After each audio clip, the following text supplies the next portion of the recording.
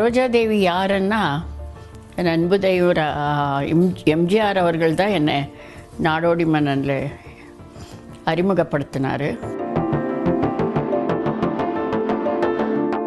கன்னடத்து பைங்கிலியான சரோஜாதேவி 1955ஆம் ஆண்டு வெளியான மகாகவி காளிதாஸ் என்ற படத்தின் மூலம் திரையுலகில் அறிமுகமானவர்.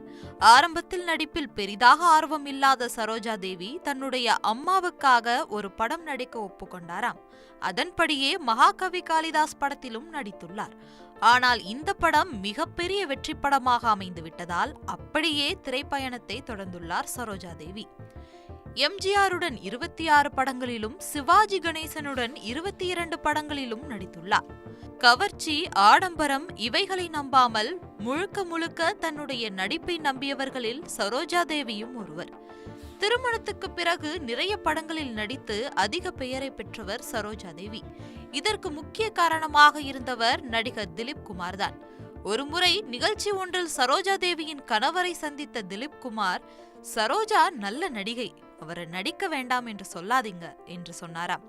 திலீப் குமார் இப்படி சொன்னதுமே ஆச்சரியப்பட்டு போன சரோஜாதேவி கணவர், உன் திறமையை நீ வீணாக்க வேண்டாம் சரோஜா, நீ சினிமாவில தொடர்ந்து நடி என்றாராம். இதன் பிறகு திரையுலகில் நிறைய படங்களில் நடித்து சாதனை படைத்தார் சரோஜாதேவி. 1986இல் கணவரை இழந்து தவித்துக் கொண்டிருந்த சரோஜாதேவியிடம் சென்ற எம்ஜிஆர், இந்த மீளா துயரத்திலிருந்து நீ வெளிவர வேண்டும் சரோஜா, இதையே நினைத்துக் கொண்டிருந்தால் மிகப்பெரிய மன பாதிப்பு ஏற்பட்டுவிடும், பொது வாழ்க்கையில் ஈடுபட வேண்டும் நீ என்று கேட்டுக்கொண்டாராம். அதே போல ராஜீவ்காந்தியும் சரோஜாதேவியை டெல்லிக்கு அழைத்து எம்பி பதவி தருவதாக சொல்லி மைசூரில் மண்டியா என்ற பகுதியில் போட்டியிட சொன்னாராம். ஆனால் சரோஜாதேவியோ ராஜீவ்காந்தி கோரிக்கையையும் நிராகரித்து விட்டாராம்.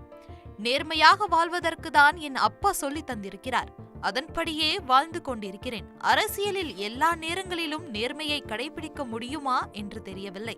காரணம், அரசியலில் ஒரு தரப்பினருக்கு நல்லவராக இருக்கும்போது மற்றொரு தரப்பினருக்கு கெட்டவராகிவிடும்.